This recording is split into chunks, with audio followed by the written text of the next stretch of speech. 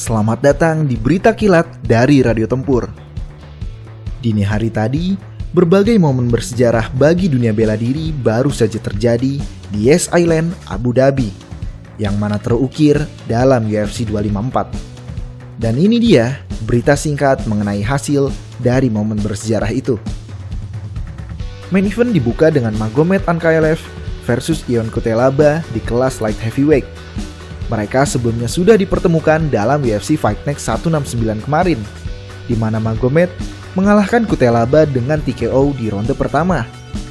Namun kekalahan itu menuai banyak kontroversi.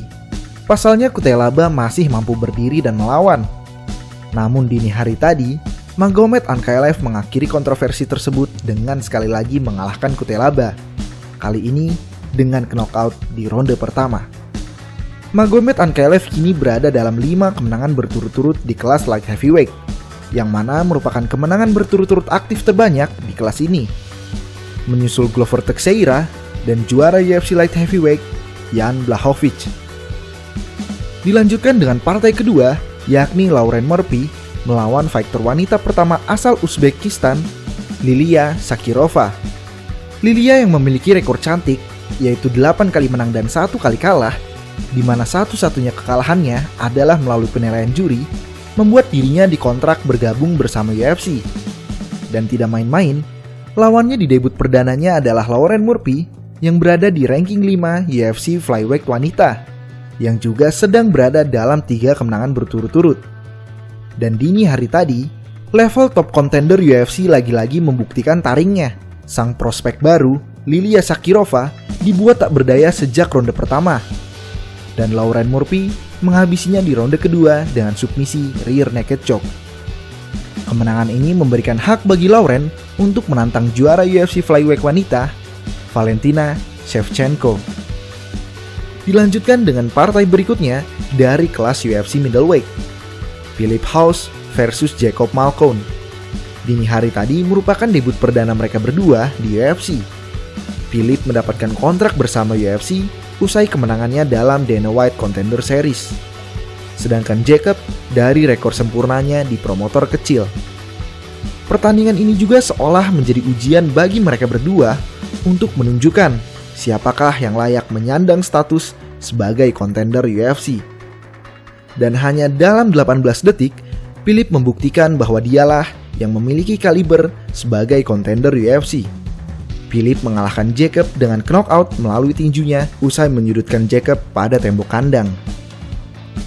Masuk dalam 3 partai utama UFC 254, dari kelas heavyweight, Alexander Volkov yang berada di ranking 7 melawan Walt Harris yang berada di ranking 10. Mereka berdua sama-sama datang dari kekalahan. Volkov dari kekalahan yang melalui dominasi penuh Curtis Blades dalam UFC on ESPN 11. Dan Walt Harris kekalahannya melalui TKO dari Alistair Overeem. Untuk Walt Harris sendiri, kekalahan terakhirnya bisa dibilang cukup memilukan. Dirinya yang baru ditinggal putri tercintanya berniat untuk mempersembahkan kemenangan untuk mendiang putrinya. Namun sayang, tinju Alistair Overeem mengakhiri Walt Harris di ronde kedua. Dalam post-fight interview, Walt Harris berjanji akan tetap bertanding, dan dini hari tadi adalah pertandingan tersebut. Namun lagi-lagi Walt Harris harus menderita kekalahan melalui TKO. Kali ini dikarenakan tendangan Alexander Volkov yang tepat mengenai ulu hati Walt Harris. Satu hal yang menarik perhatian penonton dalam pertandingan ini adalah mengenai tato punggung Alexander Volkov yang sudah rampung. Dan jujur saja, menurut gue ini adalah tato punggung yang sangat keren.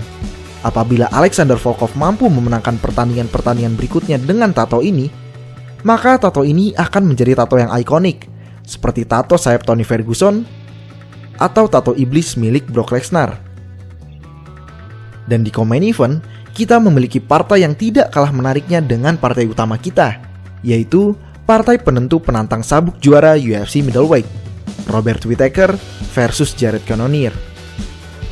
Robert Whittaker yang masih tetap menduduki posisi number 1 contender sejak kekalahannya melawan Israel Adesanya, menantang Darren Till untuk mendapatkan kembali haknya melawan Israel, dan Robert memenangkan pertandingan itu. Banyak yang berpendapat hal ini sudah cukup bagi Robert untuk berhak menantang Israel. Namun rasanya, Robert ingin membuat suatu pernyataan tegas dengan menantang ranking 2 middleweight Jared Cannonier. Jared Cannonier adalah fighter yang telah mengarungi 3 kelas berbeda, heavyweight, light heavyweight, dan sekarang middleweight. Dan kelas middleweight ini rasanya merupakan kelas yang cocok untuknya, karena ia berhasil memenangkan 3 pertandingan berturut-turut melalui TKO. Sebagaimana yang disampaikan Israel Adesanya dalam post-fight interviewnya, ia ingin melawan pemenang dari Robert Whittaker versus Jared Cannonier.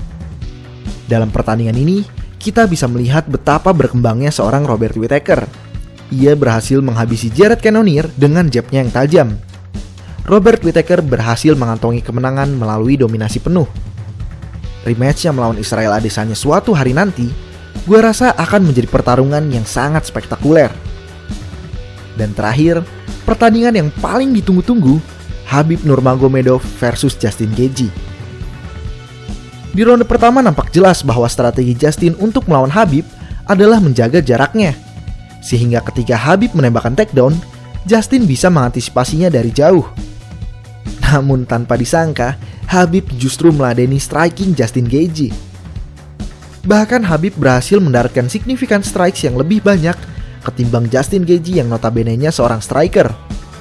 Di akhir ronde, Khabib berhasil menjatuhkan Justin dengan double leg takedown dan mentransisikannya ke dalam armbar.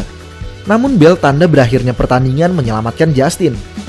Di bangku istirahat, Trevor Whitman meminta Justin untuk memperlambat tempo pertandingan. Namun hal ini tidak mungkin terjadi, melihat betapa intensnya tekanan dari Khabib. Hingga akhirnya, Khabib berhasil kembali menjatuhkan Justin. Khabib awalnya terlihat seperti ingin melakukan armbar kembali, dan secara cantik, Khabib mentransisikannya menjadi triangle choke. Dan Justin menyerah di ronde kedua, menit pertama, detik ke-34. Khabib langsung tak kuasa menahan emosinya dan menangis di tengah oktagon. Sebagai fans beratnya yang telah mengikuti rentetan musibah yang menimpanya di tahun ini, gue ikut terharu melihat akhirnya Khabib bisa melepas semua beban itu. Dan secara mengejutkan, Khabib mengumumkan untuk pensiun. Dalam post-fight interviewnya, Khabib menjelaskan bahwa usai kepergian ayahnya, ibunya melarang Khabib untuk melawan Justin. Dan terjadilah konflik batin dalam diri Khabib, antara mengikuti permintaan ibunya atau menuntaskan perintah almarhum ayahnya. Akhirnya untuk mendapatkan restu dari ibunya, Khabib berjanji bahwa pertarungannya melawan Justin Gaethje adalah pertarungan terakhirnya. Secara personal, jika melihat pribadi seorang Khabib, gua rasa keputusan Khabib adalah mutlak. Khabib bukanlah seorang fighter yang tergiur untuk kembali bertanding karena tawaran uang, kejayaan, atau lainnya. Apalagi ini merupakan permintaan langsung ibunya. Dan secara kompetitif pun, rasanya tidak ada lagi lawan yang pantas baginya. Mimpi Khabib awalnya untuk memiliki rekor 30-0 usai melawan Georges St. Pierre. Namun rasanya, Georges St. Pierre tidak mungkin bisa memotong beratnya sampai ke berat lightweight. Ditambah lagi, Georges St. Pierre sudah berusia 40 tahun. Dan sekali lagi, ini adalah momen bersejarah bagi dunia bela diri. Khabib bukan hanya pergi meninggalkan panggung MMA sebagai seorang fighter tak terkalahkan di divisi paling brutal era ini, namun juga pergi meninggalkan panggung MMA ini sebagai sosok panutan bagi semua orang, baik dalam ketaatannya, disiplinnya, kerendahan hatinya, dan juga kebrutalannya di dalam oktagon. Seperti biasa, pembahasan detail mengenai Khabib akan dibahas dalam serial Fight Recap. Jadi, stay tune terus ya. Terima kasih.